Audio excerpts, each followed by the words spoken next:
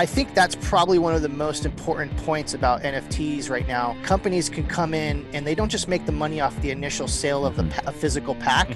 They're now making money for infinity. How in the past I've justified losing money at the casino. I'm paid for an experience here. I'm a grown man buying doll NFTs. It was the same thing. I had to like go work out or go run around the block or something to be like, I'm a man. Like, I mean, when Jake Paul says that the community is being kind to him, you know that the community is kind. Yeah. I'm an encyclopedia of everything like collectible. I've done it. If you name it, Beanie Babies, I was there.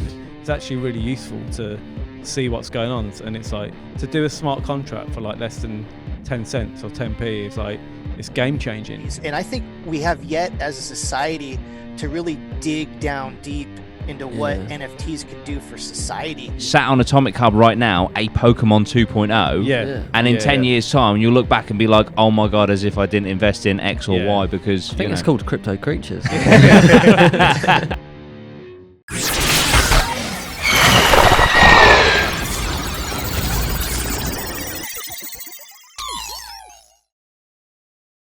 APMA, how are we doing? We're back once again, and we're talking about that space that we absolutely love. We're talking about NFTs today. We've got another special guest all the way over in America.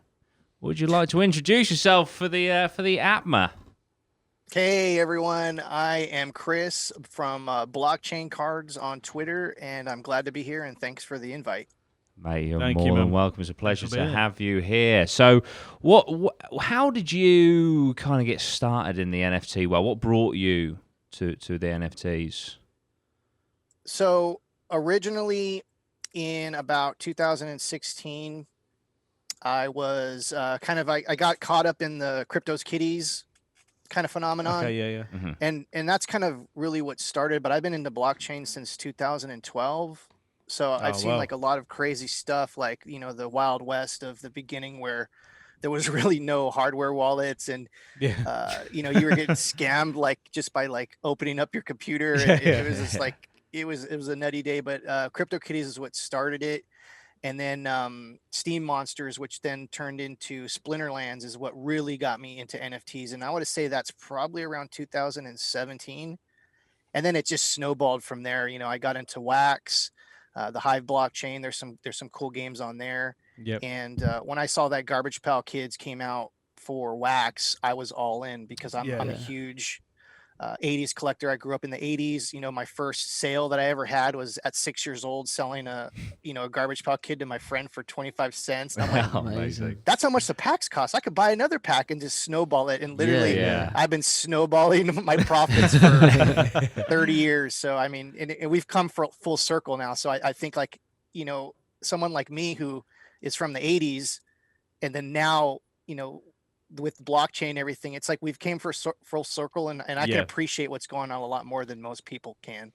Yeah, absolutely. That's kind of where we sort of looked at this NFT space, didn't we? Because we sort of like we did an episode on nostalgia, and we were talking about all the things that we collected as kids and stuff. And obviously, there's been an insane resurgence in the Pokemon trading card game, and obviously the value of those cards are just astronomical, even within a short space of time. And then we sort of like thought, the kids which would normally go to a corner shop and buy a packet of Pokemon cards, obviously a lot of the upcoming generations are kind of locked into their phones, their iPads and stuff like that. And so you think like all these collectibles now going digital, it makes perfect sense for that to be the way that this is all going. And like you say, it kind of comes full circle. I think what you'll experience in the future is kids, they'll be on the, back in the day, if you had the Charizard on the playground, you were the Don. Well, now if you have the X or Y of the NFT world in the future, I'm sure that'll be the same. Like look at this on my I think Apple as well iPhone. For like the older generation, it was a little bit unnatural to buy stuff on their phone. Obviously, we understand what's going on, right. But for children, it's completely natural for them to buy. Second nature. They grew up on the PlayStation, Xbox, downloading, what the pack, the DLC packs Yeah, and and stuff like that, and skins skins. yeah. It's completely natural for them to like buy a pack on their phone. They don't, for us, it's like, oh well, you don't get the physical thing. Yeah. For them, it's like they're like, why would I want that anyway? That's just I have it here. I have it here. I need device. it here on my phone, where my whole life is. So I watched I've got a 5-year-old daughter, an 8-year-old daughter, and I watched her on Roblox, my 5-year-old, and she had the laptop. Mate, she was navigating round, going into stuff, click, click, click, going in, picking her, like, getting a little cat from somewhere, using currency, and I was like, at 5, I don't even think I could, like, pull my pants up. Do you know what I mean? And they're like, but like normal stuff, like as a kid, they still don't get. But then you put them on these gadgets, and they're like, say, because like for her, an iPhone, she's so quick on it. I can't remember what it was. She grabbed something off me the other day, and like she was tapping it. Yeah. And like even the telly, she'll tap, and I'm like, it's not touch. They're in so in with the technology and stuff, and that's the thing. Like if you see NFTs as the future of collectibles, you've got the perfect generation coming through to adopt this. I think as well. Like, I got a really funny story, real quick, and I apologize for interrupting. No. It's about Roblox, and like I have 11-year-old daughter, and this is kind of what Jimmy was saying is like, she set up some weird business where her friends would come and drop off their virtual pets to her house. I know. And then she would babysit their virtual pets and like feed them and like walk them and like would make money. That's entrepreneur service. at 11 years old. Like that's insane. My little one, she's like, I've just been at the coffee shop. I've just been paid. She's like, she's serving people coffee, and she got a check. She got a fucking check. and I was like, this is insane. Like this is like, but it's turning into real money. It's ease of life. Like I say, having a pet that's on a screen or something, like to actually going out and buying a real pet. Yeah. If you're like if you're a parent and you're your kid's going, I want a dog. I get one on Roblox. You're gonna get one on there, aren't you? Because because it makes more sense. For you. It's insane. Which is crazy. But again, if it makes the person happy, it doesn't matter whether it's physical, whether it's not. It's about the feeling that you get, and it's like I say, tapping into that feeling. It doesn't matter if it's physical or not. It's the feeling that you get, and that's the thing. Like when I was opening up the Street Fighter packs and stuff, and I was crafting them, and again, I used to play a lot of FIFA, which is like the soccer game here, and you'd open up packs, and if you got like a certain football player, the buzz you would get from it. It's not real. Yeah, and that's all digital. That's what I'm saying. It's all digital. Yeah. Obviously, that wasn't connected to physical money and after sale and all that sort of stuff. Yeah. But I was sort of doing the Street Fighter thing, and I was like getting the same feeling I got with opening the FIFA thing. But then I was like, oh shit! I was like, this is real. Like this can't be. Yeah. They're not just going to come out with another one next year, which makes this one irrelevant. I own this. This is my card, and I can do what I want with it, and it's just amazing. Yeah. It's brilliant. And that's a good thing. I think you mentioned the Garbage Pail Kids. I'm a massive fan of those. Like the Series 1 though is going up in value, and like so even if down the line stuff is bought out, because they're doing it in like the same as the Pokemon cards, you got your first series, they hold value, so it's still the new stuff comes out, but the old stuff is still relevant and actually even worth more money sometimes. Which we're seeing already within collections coming up, which is great.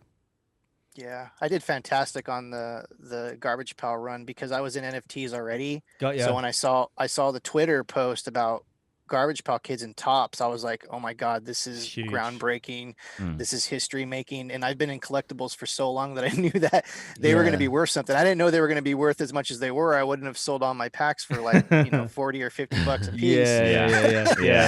Cause I did have a lot of them. I think I bought like 250 of the regular packs. Really? And I thought I'm like, what am I doing here when I was pushing the buy button? Because I don't even think there was a limit on how much you can buy. You could just buy as much as you want. Crazy. So and then looking back now, of course, hindsight's 2020. I think the packs are going for like $250. I've seen that. Yeah. I bought a few after sale packs. See, I couldn't sell a pack. I wouldn't be able to do it. I'd have to open it up, see what's in it. I just can't. I couldn't sell. I did the same thing. I opened so many. I usually buy like now. If I like, I'll get 3 packs. So I'll go 1 to keep and never open. Yeah, like sometimes I do. 1 to open and check the cards, and then the other one to like open and like resell some bits. Yeah. But I mean, that's a good game plan. Yeah. Yeah, sure. But I mean, I always end up opening them because it's like I have that pack sitting in there. They're sitting there, like calling you, like open me. Even this with our planet now, like I'm like, man, like I could open it, I could be losing out because this could, if I get a decent card, it could be getting me some ether, and then I'm like, man, like 2-3 months of that mining, I might be losing out, so I'm going to open it because you might have a little value card sitting in there. It's weird as well with packs. It's like until you start opening them up, you'll never understand the feeling of like not. I remember like my missus was sitting next to me and I was opening up. I was playing that Pepe the Frog cards. I was just opening some up and I got them. Yeah. And she was watching me do it and she was like, "Oh, let me get some. I want to open some up. I want to be your lucky charm." And then they get and then they start to understand that because you don't know what you're going to get. It's very exciting. Well, then we did a pack opening earlier of the MLB Gold. I think we got maybe a $600-$700 card. Yeah. So we're like, shit, man. That's cool. It's just awesome. It really is. And the thing is, like with this whole system is. I mean, you could argue, okay, you could Google it and and eBay it or whatever to see the value, or but with this, you can literally right there in front of you see what the most is sold for, the least it's sold for, the median, and it's just all in real time is amazing. Did you guys see that the Mike Trout just sold for $87,000 MLB card? Really? Jesus. Yeah. Shit. So go and check that out. Yeah, it's probably the best card in the whole set. Got ya. So I mean, I understand why it went for that much, but that's the highest price I think ever for any NFT on the Wax blockchain. That's a lot of wax. Wow. That's a lot of wax in it. Yeah. Oh shit! I saw one. I just took one. Went for $7,500. Another MLB card. That's the only thing with us. Obviously, we're not massive like baseball. We don't. Because if when they bring out like a Premier League one, that would be that would be great for us. But I'm sure it'll come at some point. But MLB within the collectible world, mate, oh my goodness. Yeah, I sold one for $4,000 yesterday, and it was probably the best card that I had in from my pulls. And I didn't even expect to get that much. I just put it like, $4,000, we'll see where it goes, and it sold. Yeah, $4,000 was that?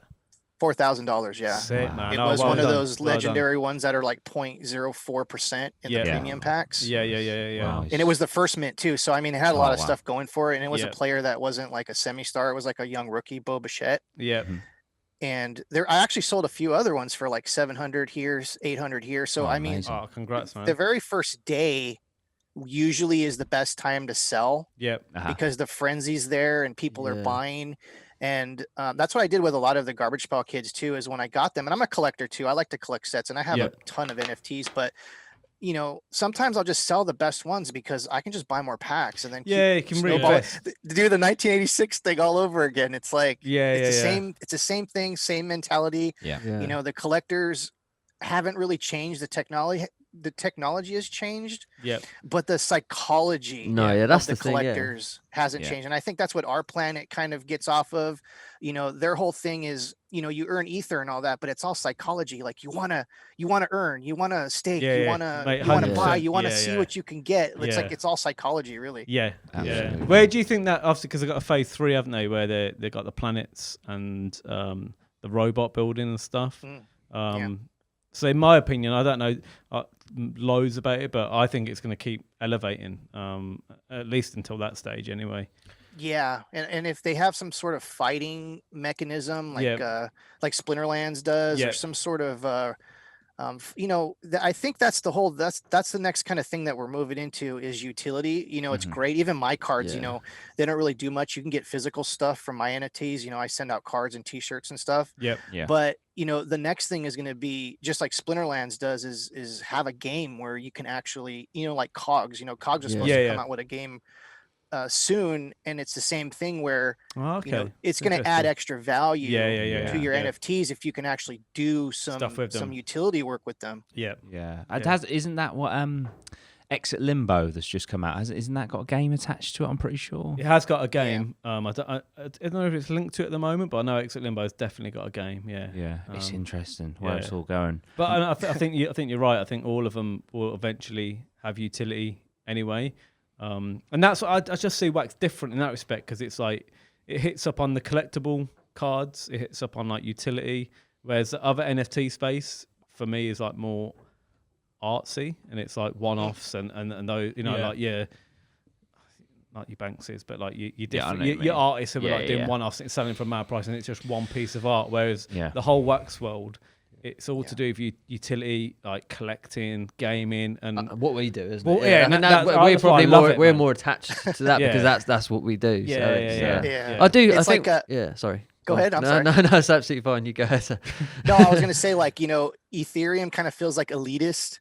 And like Wax feels like the working man's blockchain. Yeah, 100%. Yeah. The hustler. The hustler. Yeah. And I love it so much. It's like, again, like the Our Planet, I was, it's only recently I started getting into it, and I was like, man, this is addictive. And I was just like, I was collecting my rigs and stuff. And then I told the lads about it a couple of weeks ago, but like, until you get on it, play it, and start putting your rigs and stuff in, it's hard to understand. And then I showed the boys, and it was the timer. They were like, the fuck. Timer that got they were me. like, I need another one. Yeah, the little timer that got me. I was just like, it's like the dopamine rush. Yeah, it is. It's all attached to dope, because you wake up. I remember I come into work and I was like, oh man, I've just done 240,000 like Ether. I was like, sick. I was like, boom, claim that, and it's like, wow, it's actually real money for nothing, which is madness. It's that reward system, isn't it? Yeah. You know, that keeps giving it to you. Yeah, I would have got into the beginning of that, but I was very kind of cautious, because like I've been in the crypto space for so long. I lost 100,000 XRP to a kind of a rug pull. Yep. But back in like 2013, there was an exchange called Crypto, which was kind of like the Coinbase in its day. It had like got 100 different coins, and then the guy decided to close his exchange and take everything. Oh my goodness! Do you remember BitConnect? Yeah, exactly. We got hit with that a little bit. So it's kind of crazy. So, you know, you just got to be careful. But yeah, Our Planet, I thought the same thing when I'm like, oh, stake your NFTs. I'm like, no, I ain't sending my NFTs to be fair, I probably would have gone harder on buying more, but I was trying to research, like, can you lose them? Like, can people, if you stake it, can people take them? I don't know if that's the case. I don't think it is. I think it's legit. But here's the thing: like, you have to be like literally a computer programmer to be able to look at the smart contracts to determine whether or not it's a multi-key sig or anything like that. So for me, that's way above what I understand. So it's easier for me just to say no than to go and do the research. I suppose it's risk versus reward, isn't it? It's just right. You know. Buy a couple of little rigs, and what can go wrong? See what happens. No, absolutely. Are there any NFT creators that you're looking forward to, or that you think people should keep an eye on for the future? Oh man, there's like so much in the space. Like, full disclosure, I'm on the Splinterlands team. I'm kind of like an influencer. I did like a lot of their social media stuff in the very beginning, so I'm still a team member there. They're doing lots of cool stuff. They have a land sale that's coming out, or they have land sale that's already happening, and they're going to be having land. I'm looking forward to like what Tops is going to do. Like, you know, all the little mom and pop, I say NFTs are great and I love them. I'm one of them myself. I have my own thing going on too. And but I'm curious to see like what the major companies are coming. So anything that I'm looking forward to is like what Tops is going to do next, because I'm a huge collector of nostalgia and all that kind of stuff. But, you know, also like, you know, what Our Planet's going to do and what Alien Worlds is going to do. And by the way, I haven't bought one Alien Worlds card. I have no idea, but it seems like a lot of people have fun with that. So it's just great to see Wax kind of evolve over the last year and a half that I've been involved with Wax. And it's great to see the token price go up, of course, and, you know, see all these new collectors, because every time like something new comes out, like MLB, it brings like thousands of new collectors in the space. For sure, man. And what we saw yesterday and the day before was dozens, if not thousands of new collectors coming into the space looking like, how do I buy wax? Like, how do I get wax? It crashed the system, didn't it? Yeah. Yeah. And that's kind of like the roadblock right now. Yeah. In my opinion is, onboarding. And in onboarding's always been an issue since the dawn of man, like, new user experience, onboarding, that's always going to be a sticky thing. So I think everyone's going to learn, with the whole mess of the MLB packs, trying to buy those, they like literally I bought like $1,000 worth of packs, and that's a lot of money for me. Yeah.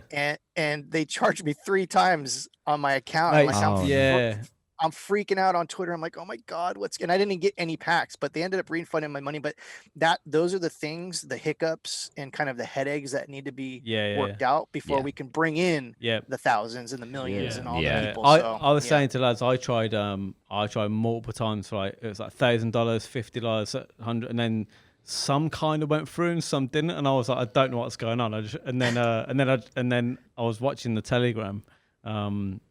And then like, a lot of people saying I'm getting refunds. Like, to be fair, they did refunds quick, so I got refunded like quick. But then I bought on the secondary market. I was saying to lads, I bought I got a gold pack at like $200, which I wasn't sure how it would go, and that was like bottom price because it went dipped and then it went boom back up. So it was. I think I saw the max on those packs. One sold for $3,500. I think. Was the wow, highest for end? For one pack. Crazy. Yeah. But I think they're averaging out about $300 at the moment. Yeah, which is still. I think but again, this is information that you have right in front of you. It's brilliant. Yeah. What you can get out of them as well, like you say, the potential reward out of that pack, it's just deserved. Like $300 is, I think it's a decent price. Even there. 45 cards, you get a chance at one of those really rare cards. I think all the one of ones have already been pulled, so I could see the values going down, but I did the same thing, man. I was just like FOMOing in. I was like $200. That's only double. I guess that's okay. I even bought some all the way up to $330. So okay, which isn't bad. I just had to have the experience because I think the experience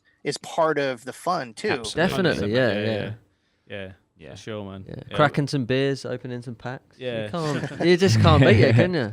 Exactly. It's great. Absolutely. And it is that history. And that's the thing, like, I think a lot of people kind of, certainly from the outside looking in, they probably disregard that as part of, you are paying not only for a product, but you are paying for that experience. Yeah. And that does go a long way. And I think that's also how in the past I've justified losing money at the casino. I paid for an experience here. Also, as well, and I had fun. I think we're at an age where we're quite lucky to be at the age we're at because, we're not too young to not understand that we're in the collectible cycle and we understand collecting and because we've experienced it in the past. Yeah. But then also, we're I don't know which way I've gone the wrong way. Yeah.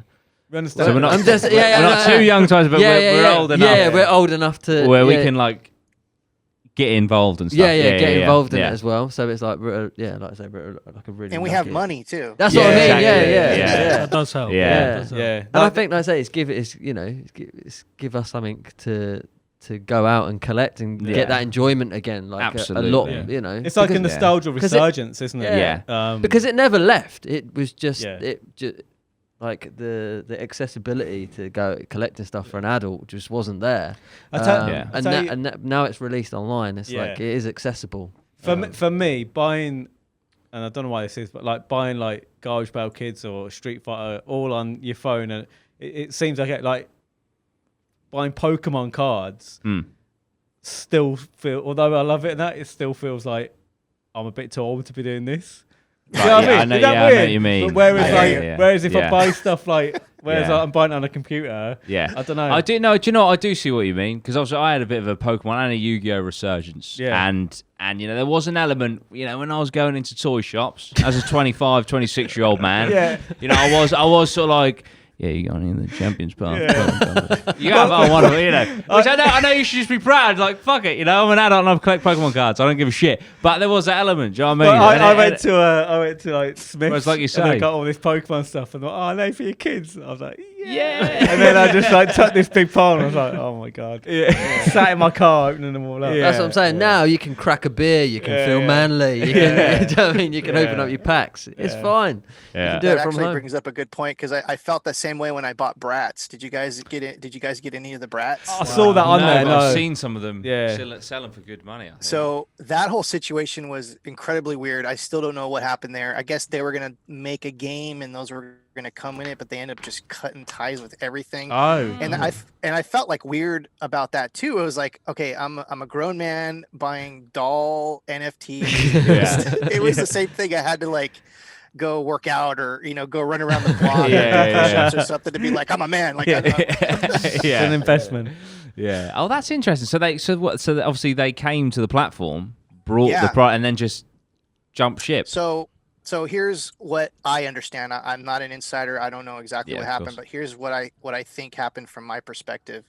Is they came in, they were going to do something. They made the packs. They didn't advertise it. There was going to be a game that was going to be tied to it, because there was a website and everything. I looked at it, and I'm like, oh, this is going to be big. You know, like they're going to have a game, and little kids are going to want to buy the cards and play them and everything. And I was all in on that too. And all of a sudden, they just disappeared, and no one said anything. And then I heard basically that it just didn't work out for whatever reason. They went another direction, and to this day we haven't heard in the community what exactly happened with that whole project and that whole situation. Now we have some really weird NFTs on the just floating around. They'll probably become incredibly collectible. Like just 10-20 years. The project that faded away. I know, because it was like this mysterious project. Probably become quite collectible. I might have to get a few now. What I find interesting about this space and like Wax and the cards at MLB and stuff is like, stuff is getting valuable already. And it's like, imagine like Pokemon, for instance, like the first season didn't have any value until 2, 3, 4 years. Like, imagine this stuff 5 years down the line, 6 years down the line. Like, it has the potential to be huge. Like, your first season. Because also, kids. Because I mean, obviously there are a lot of established brands like we've mentioned, but there's also new ones to the table. That in 10 years' time, you don't know what sort of establishment they will be. There could be, sat on Atomic Hub right now, a Pokemon 2.0. And in 10 years' time, you'll look back and be like, oh my God, as if I didn't invest in X or Y, because... I think it's called Crypto Creatures. Well, we never know. But yeah, it's fascinating, and it's really an exciting era to be in, because obviously I grew up, we grew up with the Pokemon cards, I had them on the playground and stuff, but I wasn't of an age to appreciate them. The condition was, instantly mullered, I'm sure, as you stacked them in your pocket and, all sorts of stuff. Throwing them. And obviously the beauty of the NFTs is, the beauty of the NFTs is, the condition is always forever preserved. And that's something that I've mentioned previously about NFTs. Is I think that's a massive plus, But also the beauty is, now, I think it's kind of what you were getting at, Jimmy, as well. I'm at an age where not only can I appreciate them, but I can feel more involved, to a point where obviously we're actually getting involved in and creating our own. But it's just sort of like, I feel like you've got to, like I say, there's always been collectors, I'm sure even in, the early 1900s, there were people collecting Chester drawers. I don't know, but tulips. But you've got this wave. I think Pokemon has probably strengthened the whole trading card thing with NFTs, because Pokemon is now 25 years old. You've got these people who had the cards on the playground and stuff who are now adults. And now NFTs have kind of came in the last few years. It's kind of hit them at the sweet spot for this to be elevated even more, because there is that, now there's nostalgia attached to trade card collecting. And so the people that were there at the start for Pokemon are now old enough to really push this on. That's exactly what I was trying to say. Sorry.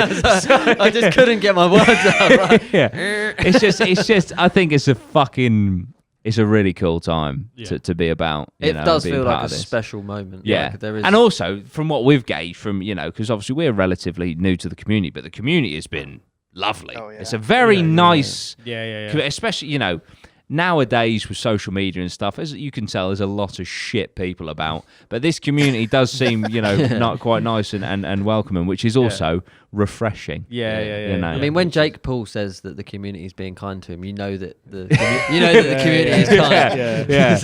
Yeah. I mean, they're embracing Jake Paul, so it's a good community. Yeah, great, crazy things. Chris, how long have you been collecting in general for? Is it a long time? Oh my God, a long time. 1986, I bought my first Garbage Pail Kids, and 87 and 88, I was buying baseball cards.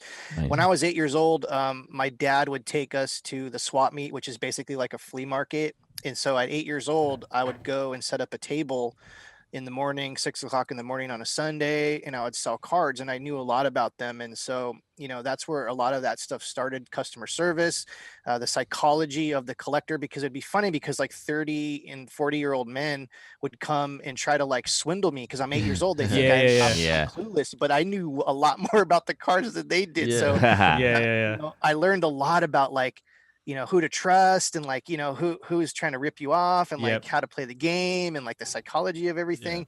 And that's what really started. And then I got into collecting Nintendo games, and I was huge into gaming.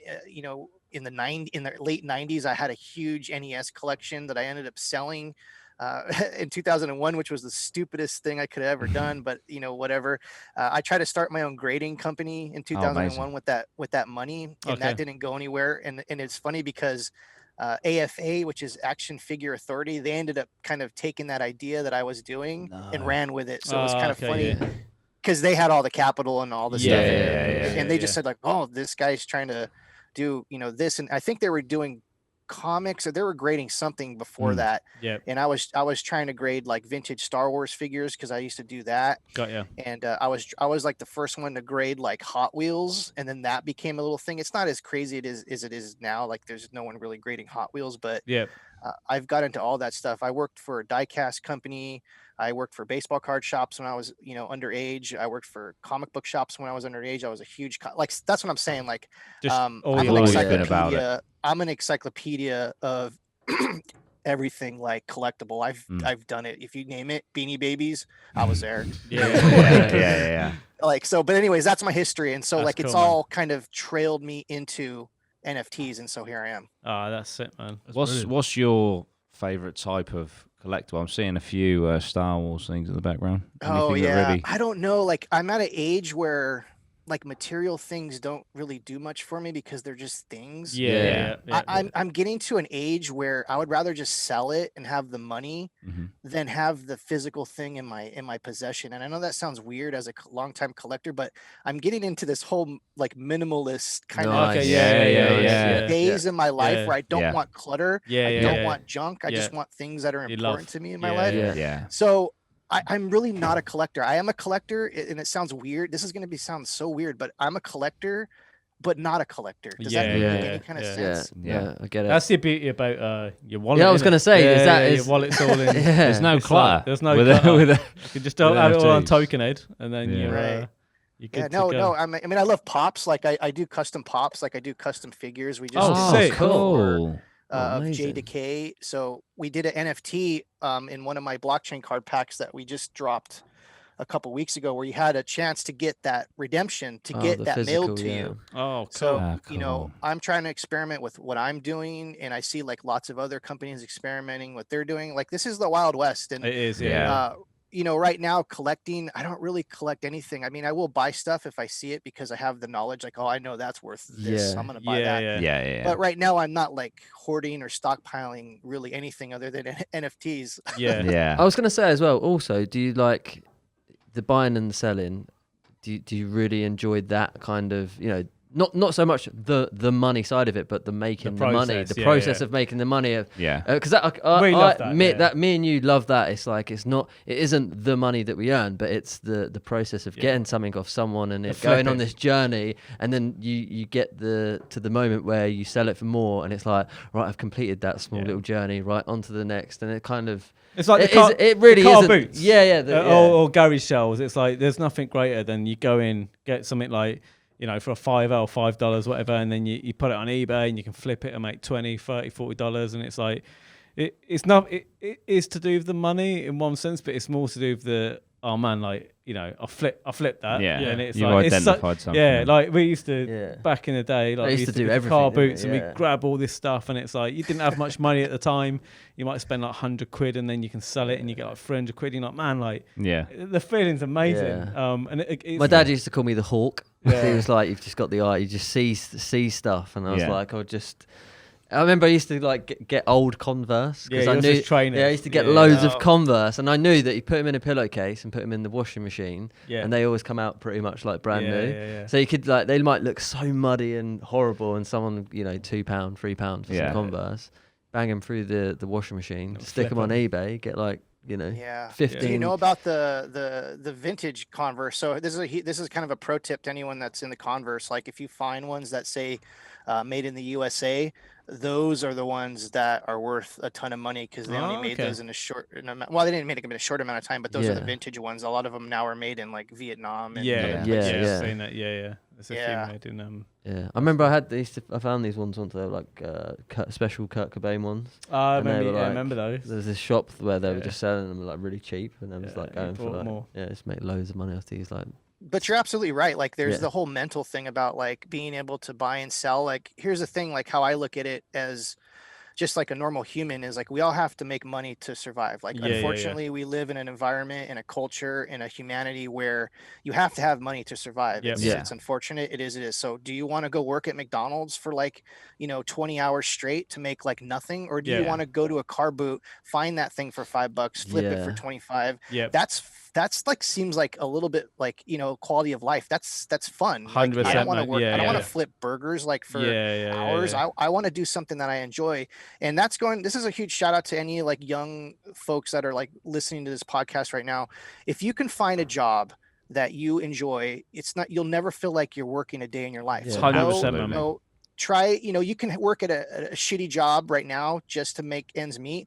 But remember, you're not going to be fully fulfilled unless you find a job that you love. If you're helping out people, if you're doing something for your family. So that's just like one of my huge advice is like a 40-year-old man, like who's been through the shit. Like if you feel like your job sucks, quit your job. Like 100%, quit your job and go find something that brings you fulfillment, because, life is very short. We can be ended today. So you might as well try to do something that you love and just kind of do that kind of thing. So 100%. I completely 100% agree with that.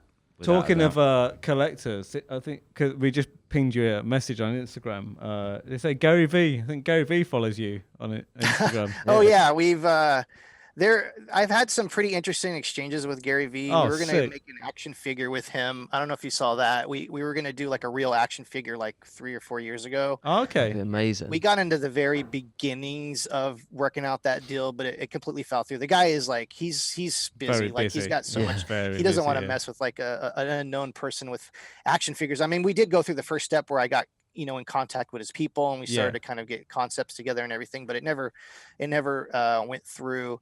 And I was trying to tell him like 4 years ago about NFTs and about crypto and stuff, and he was not having it. No. Like, he didn't understand. He didn't want to. Like I felt like he just didn't understand what was going on. And I look at it today, and I look at his feed now, and I'm like, I'm like, dude, I was telling you about this stuff. And you just did it. You blew me off, dude. No. And so like, I think he's going to be coming out with his own NFT on May 5th. He's been kind of hinting about that. Yeah. Get your MetaMask ready. Which I mean, I'd prefer him to come on our Wax blockchain, but have you got any stuff on MetaMask on like Ethereum blockchain? Or I don't have any of my NFTs. I probably have. What's funny is when I first got into CryptoKitties, I had a MetaMask a wallet that I have no idea where it's at. And probably like 100 CryptoKitties on there somewhere. No. I don't even want to ask how much they're worth. I have no idea. It was like maybe the first week it came out, so I don't think they were like generation zeros or generation ones. They probably were generation 2s or 3s, but I have no idea. I don't even want to look, because who wants to be depressed? That's my only say that. It's like 2017 with like ICOs and stuff. I bought loads of stuff, and I've got stuff floating around all over the shop. And like again, it's more like I don't want to research it because like I don't want to think, oh man, because you can't get it. Like I've got like 5 Litecoin floating somewhere. Yeah, I've got Bitcoin. Got Bitcoin. Around. Like there's wallets that we set up, and yeah, we're admin nightmares anyway. And we've got some stuff. I've been good. I mean, I lost one account and it took me ages to get it back, but luckily it was on an exchange. And I didn't really care about it until it all kicked off again recently, and then I was like, man, I better.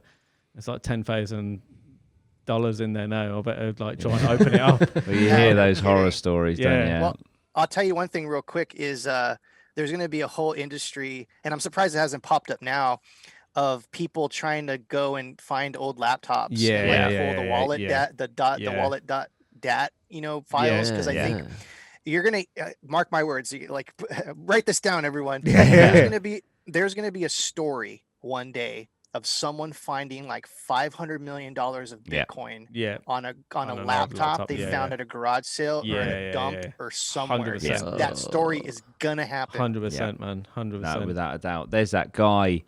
I don't know which council it is. It's somewhere in the UK. Basically, his girlfriend just threw out a hard drive. Just didn't even think it. Threw out a hard drive, and it has something like I think 10 million pounds worth of Bitcoin on it. And the thing is, apparently you can roughly see in the landfill sites, like they throw them, they date them all and then have like different plots. And so he's like, please just tell me where the plot is, I'll go dig there myself. If I find it, I will give half to the council so you can invest 5 million. And they're like, no, we're not letting you in there because health and safety and all the rest of it. But so he's lost 10 million. And then obviously there's the classic story, there's a website attached to the pizza, and there's just so many horror stories. And I mean, like all my Bitcoin is on the blockchain exchange, and I've got it all, the what's it called, two-way authenticator and stuff. And you actually made me aware of something. I didn't realize that the two-way authenticator would go with your phone. 100%. So I'm so glad you told me that, because I'd have to sort that out before I change mobile phones. So one day my phone just... That's how I lost mine. My phone just packed in, and like my two-way, and then so I was like, I got a new phone. I was like, cool. Backed it all up as you do, and then went to my two-way authenticator. It wasn't on there, and it was, but it had no current like settings, and I was like, shit. And then I couldn't get in, and it wouldn't transfer. I had this phone. I was like, man, I took it to all these shops. Like, it's dead. It's gone. Like, can't do anything with it. And then I found this guy, and he's like, I can rip it apart, and I can charge it. But I can give you a one-time charge. It's going to cost you like 70 quid. And I was like, do it. And he charged it up, and then I was running, mate, to my office with and the battery was going down. And I was like going in and trying to log in, and then I managed to log in, change the authenticator to a new one on my phone, and just be careful with your two-way authenticators. That's funny, because like I've heard of here's the crazy ironic part about 2FA is I've heard way too many stories about people losing their crypto because of having 2FA than not having 2FA. I mean, I kind of want to say I don't have it, but... Is it worth it? But I might get hacked. I do have it, but... Yeah, no, it's absolutely great. So are you, obviously, collecting and all that sort of stuff, are you big on cryptos like Bitcoin, Ethereum, things like that? Yeah, I mean, I speculate a little bit. I had Bitcoin early on. As a matter of fact, the last conversation about 2FA reminded me of I hired a hacker one time to unlock my wallet because I was hacked like in 2014, and I had like 2.5 Bitcoins or something like that. At the time, it was worth maybe like $800, but it was a lot of money to me back then. Yeah. And so it was funny because I hired a hacker to be able to I don't know what he did, but he was able to reverse engineer my wallet, because I guess I had the seed code, or I had something that he needed to get in, and was able to get my money back, which was crazy. That's I can't even explain but anyways, but I'm pretty much all in on wax right now. I mean, I have other cryptos, but it's kind of crazy because my game plan early on was to try to get other kind of low kind of penny stocks, I want to say, and watch those 100x. But because I'm Bitcoin's never gonna double but Bitcoin's never going to triple. Like I want to get something that's going to 10x. And it's ironic because Bitcoin was the thing that ended up going crazy. Yeah. I think Wax, like, just with the way it's going with, like, you know, Our Planet with MLB, like, these tops keep coming out, like, they seem like tight now. I can see it doing $1 to $10. I wouldn't be surprised if, like, so yeah, I want to accumulate Wax. The only trouble with that is that, like, they just keep dropping banging stuff. You keep spending it. Yeah, that's the thing. Yeah, keep spending I spent 11,000 Wax on, like, this sick Our Planet miner, and I'm like, I'll get my Wax back, hopefully. Yeah. How I look at Wax now, when I look at, and this is kind of like my kind of like psychology, is when I look at Wax, I don't look at like 21 cents or whatever it is now. Look at the future value. $1. You're saying one wax equals $1. Yeah. So I'm like, okay, do I want to spend $11,000 on this rig? Exactly. I don't know. Yeah. So that's why I'm looking at it now. But I still do the same thing. I just spent like, I don't know, 8,000 Wax on like premium packs for MLB. So it's like, yeah. But like I say, it's all you speculate to accumulate, don't you? Because like, man, some of those cards or packs could be worth a ton down the line. But yeah, you never know. And like Jordan said, is like, here's the thing about being in the collectible business forever, physical or digital, is as a collector, you want to kind of be in the spot where what's going to be that thing that's going to be 10 years from now, 20 years from now. And that's what it was with Pokemon cards. That's what it was with 1952 baseball cards. That's what it was with like video games. So let's connect all those things together. Okay, let's kind of see what's really kind of the same. Okay, baseball cards, 1952. Parents threw them away. They're rare. People didn't have any value on those. Video games, they were kind of like consumables in a way, not really. And people basically threw them away when they were done. And, you know, there's still a lot of video games out there, but there's a nostalgia factor there, which makes them a lot rarer. What else? Comic books, you know, people did the same kind of thing. You know, they kind of trashed them. They were meant to be read. So finding good condition comic books are hard. Pokemon, people played with them. You know, they were trashed and everything. So if you take all those things in effect, the same thing is almost like consumables, even skateboards. I was a skater in the 80s and the 90s, and I look at these skateboard decks that are brand new. Some of them go for like tens of thousands of dollars now from the 80s. And it's all because they were consumables that people used. People used them. So that's kind of okay. So now we're Dick Tracy, like, oh, I'm kind of aging myself with that Dick Tracy kind of thing.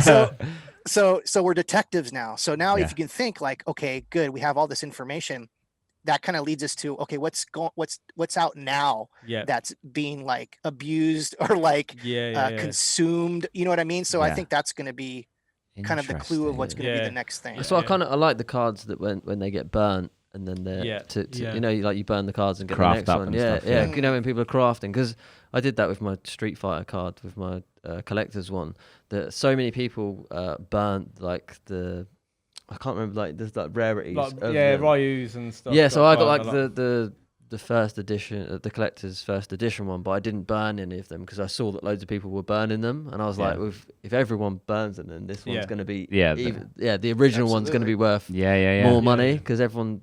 I think when you get them, you want to burn them to have that other one, but everyone's doing it. So if you don't craft them, you're probably, that's going to become more more rare, really. Yeah, that's the thing. I think going forward, it's about utility. Like I think MLB have done this well, where they've got the commons, and you could burn the commons because it's like, okay, now you're giving value, because usually the commons are worth shit basically, but now you're giving value to the commons because you can craft them and make something else. I thought it was a really good move, and I don't know if this is true, but because obviously at the minute it says week 1 on there, so I imagine they're going to do week 2, week 3, and 5. They're doing 5. There's 5 weeks printed. Cool. But if I were Tops, I would keep going with this burn thing. Yep. There's plenty of commons. There's like, I think the top is like 2,600 commons. And so I think if they continue the burn thing, it actually is a win-win. It's a win-win for the collectors because their commons that are worth 70 cents now are worth $20, $30, $40, $50. And Tops makes a percentage on the back end of the sales. And let's talk about that just for a second. I think that's probably one of the most important points about NFTs right now 100%. Is that companies can come in and they don't just make the money off the initial sale of the physical pack. They're now making money for infinity for the rest of time on every single sale, that is a game changer. But it's huge, isn't it? Most definitely. That's massive. Yeah. That's why I think everyone will come over to it eventually when that sinks in, especially like creators, artists, smaller projects. They were like, man, like my work will be going around. It's almost like it's like a royalty, isn't it? Yeah. Yep. Yeah. Yeah. No, absolutely is. And it's very easy to set up as well. It's very easy to like process and do it. So as well, I just think it's going to elevate everything. Like I say, for tickets for concerts, if you're going in there, if you've got an NFT for that ticket that could possibly down the line, be worth a lot more. Like a band that like if you went and watch the Killers at one of their first shows, and they released an NFT ticket, and then you've got the original Killers, when they was playing in like a small venue. That would, to the fans who come in later on who are like massive fans. It's a collectible, it's a collectible. Yeah. So it's creating collectibles out of a lot of stuff's just stories, isn't it? Like I went to this show, I went to that show, or I went and watched this film, went and watched that film. Now it's like well, prove it, because I wonder if any crypto companies, like Dogecoin started doing like their own like little NFTs, but then like with miners and stuff. We're using Doge. Yeah, so, so like like the way our planet have done it with. So you just bought some Doge and you're just trying to Doge. No, but like because it's very like NFTs and crypto they almost hand in hand, aren't they? They sync together. Yeah. So imagine like a coin like adopting the NFT and the utility of it, and like you can support it that way. But I'm just thinking of something. If you got because I like the idea of mining. I bought a Litecoin miner back in the day, and it's like I like the idea of I like this mining concept. Like the ASIC miners. Yeah, but some of it's difficult to set up, and like I think, like say, if you can buy an NFT card that does a bit of mining for you, that's just cool. Let's talk about the concert thing again too. Like the thing is, it's like what's great about there's that whole collectible aspect of concert tickets, but there's also like the authenticity of the ticket. Like you're not gonna get ripped off by some shady like scalper at the venue. You have a legitimate blockchain asset ID. Totally verifiable on the blockchain asset, and that changes a lot of industries like insurance, like estate sales, like property, like this. I think we've just the collectible, like the Pokemons and the baseball, that's like all surface level. It's gonna go deep and novelties, and I think we have yet as a society to really dig down deep into what NFTs can do for society in terms of all kinds of financial situations. Especially like I say, music as well. Is like I know the whole music industry at the moment is like everyone's just like, so how can I get this how can I release this as an NFT? And then even like using that music. Say if you wanted to use that music in a song, or like it will all be done. Literally on the blockchain. There'll be no. and also, I think with music industry, for example, I think with the record labels and stuff, I think the actual artists end up getting about 3% when everything's said and done. Whereas if you can produce your music and then use your fan base or your influence to then throw them out as NFTs and sell them organically through your own avenues. I just think it will change. Even like YouTube and stuff. I think like there will be a point where when you upload your video about something, it will be registered on the blockchain, then you've got proof then that video, you was the first person to upload that. And if anyone ever came into things and said, look, that you've copied that from my video, it's like, well, there's complete proof. Yeah, you can see. Do you know what I mean? So definitely for that kind of stuff, it's just a way. It's just a great way to of proof, isn't it? Yeah. It's having a smart contract as well, because I actually within my Wax wallet, within your apps there's the block app, and you can go on and look at the ledgers. And so I go down that and look, and it's a way to balance your accounts, and you're like, well, where that money hasn't come in, and it's actually really useful to see what's going on. And it's like to do a smart contract for like less than 10 cents or 10p. It's like it's game changing because it's so cheap to do. So you can record every single process that's happening. So it's fully transparent, which I think that's going to be huge.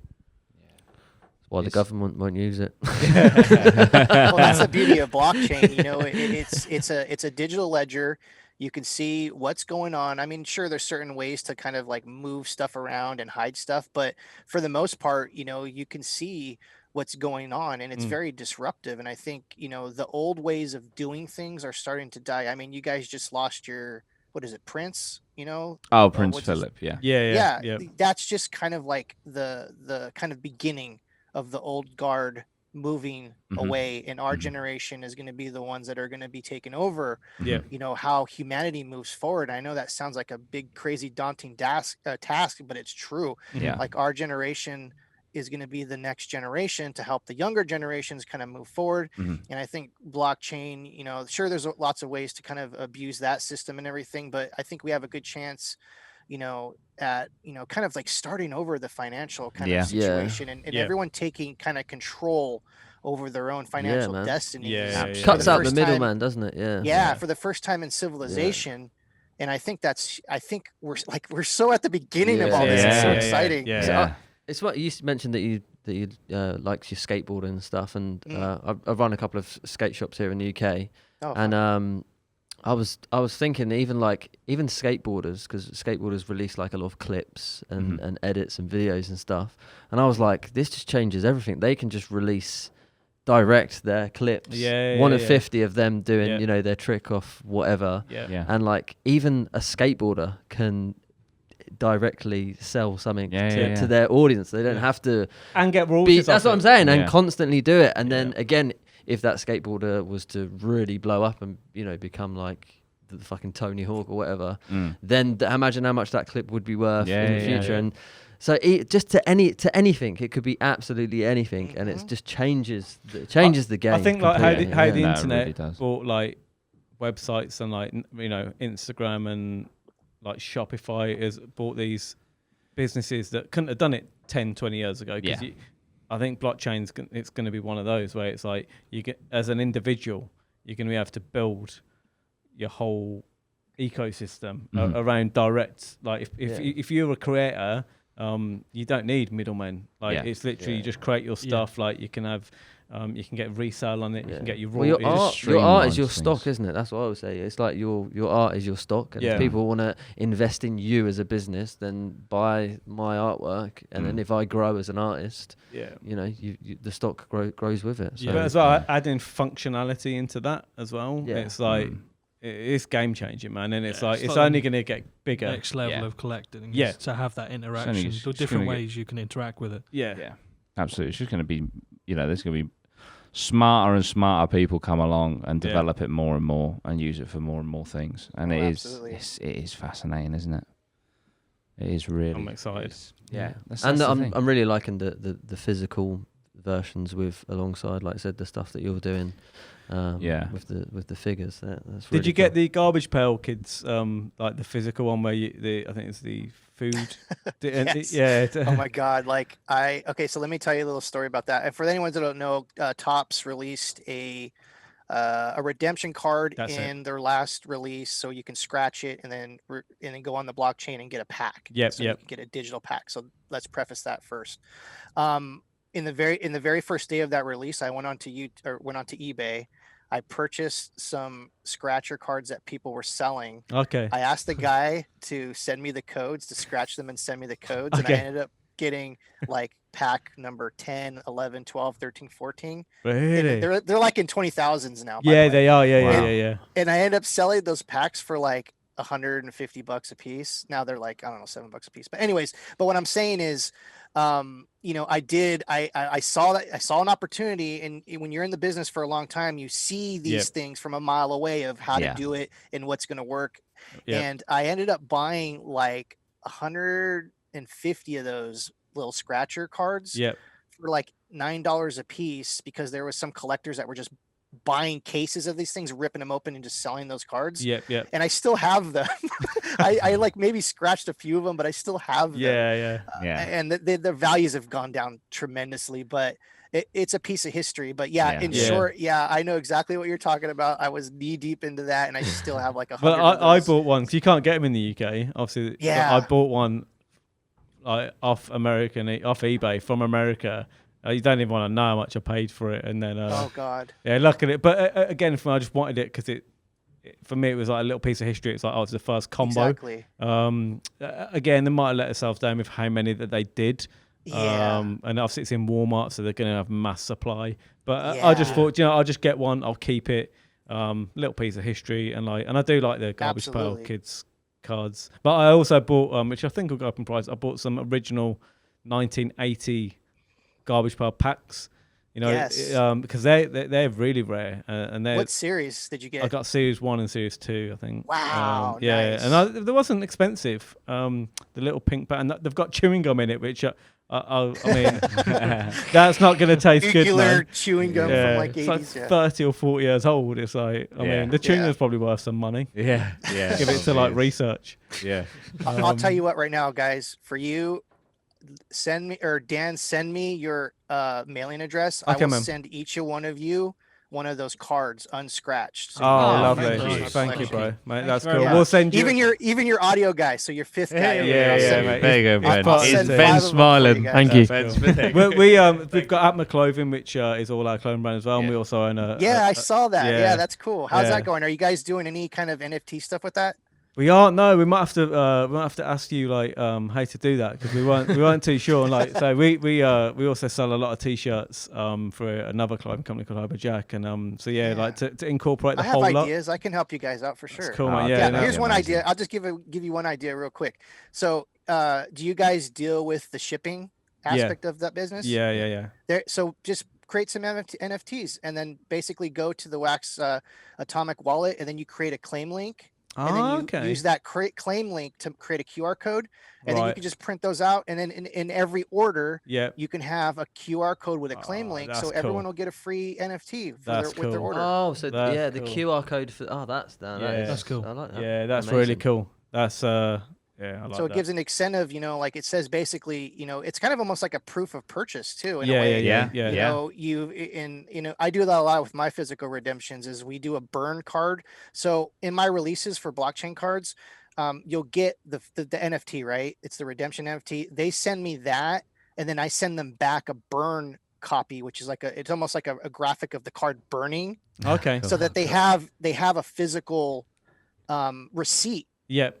To get to, and then I send them the physical product. So I mean, trust me, I think like we're in the very beginning of making NFTs into physical items, but there's like so many workarounds that I have to do to make that work, but it works. And like I said, you guys can easily create claim links. There's a whole bunch of, it's a lot of work. I'm sure there's a way to automate it. Like if you took 50 of your NFTs and spit it in a thing, and it'll spit out, 50 URLs, you can then make those claim links. So there's probably a better way to do it, but that's just one way you guys can kind of, if you've got a small audience as well, you can you could do that, randomly, couldn't you? Just send someone a little claim link and be like, cool. Yeah, here's you can do that too. You don't even have to print it. Yeah, you can just basically, send them the link with their. Here's the only thing that I don't like that I'm always thinking ahead in a lot of the things that I do.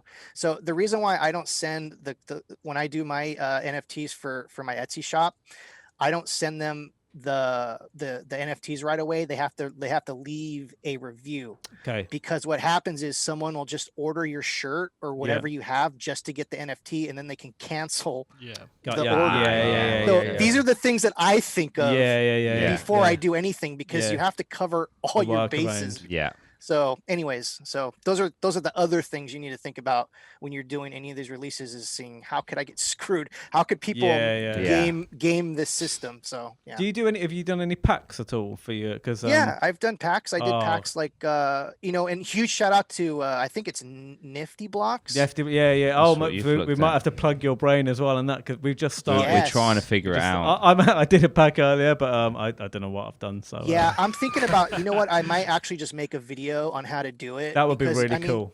It's like you have to create the template, and then you have to add the template, and then you got to add the pieces that go inside the pack, and then you got to determine the odds. It sounds crazy, but once you do it a couple times, it's super easy. And huge shout out to Nifty Blocks for they've created a website where you can create drops, packs, and blends with ease. Oh my God, it's so amazing. But if you guys have any questions about that, I'll be more than happy to help you. We want to. That's kind of the future of crypto creatures. That's what we want to take it to the PAX. Yeah, we'll send if you send us your wax wallet, we'll send you a couple of crypto creatures over as well. Cool. We've all got our own characters in there as well, so we'll make sure you get a couple of those in there. Yeah, we might even throw you a character in there at some point. Every guest that we get on, there might be a character that gets made up. I want him to be dark and evil. What we're doing to kind of flesh out the crypto creature kind of universe is we're creating a comic book series to go along with it. Oh, cool. And so that's something I'm very excited about. And the artist we've got on board is part of the team as well. Yeah. So all the team we all share part of all the wax stuff. So I would totally. I mean, I have a few thousand followers on Twitter. I'd be more than happy to help you guys. Oh man, that'd be amazing. Thank you so much. Yeah, for sure. Like I say, we'll do the same our end and promote you guys as well. So that'd be really cool. And any help with NFT blocks? I had a little guy on it, but I'm not the most technical. That would be incredible. Just before we finish up, is there anything that you would like to take the opportunity to plug? Any where can we find you? All that good stuff. Yeah, I'm not good at plugging. We can leave it in the links and stuff below. I would say if anyone's interested in what I'm doing, definitely go to the Telegram group. I'll give you guys a link to that. Mm-hmm. I have a fortune cookie NFT that I do, and so there's a lot of other different little projects that I'm involved with. So definitely check that out. And just thanks for reaching out, guys. I've been in this space for a long time, and it's nice for you guys to kind of see that I have some knowledge, and 100%, I love to share what I'm doing. So thank you very much. Oh, thank you, man. Thank you for taking the time out of your day as well. We'll put all the links in the also YouTube. as well. We'd love to in the future to do this again and just just to keep going over stuff. And I'm sure there's going to be lots of stuff that happens over the next 100%. But it's been a pleasure to talk to, and like I say, we'd absolutely love to have another conversation. Oh with man, 100% in the future. I'm excited. But thank you so much, mate. And thank you to everyone for listening and watching at home. We really appreciate it as always. And we'll see you next time up the APMA. Chris. Cheers, my man. Thank you, buddy. Cheers.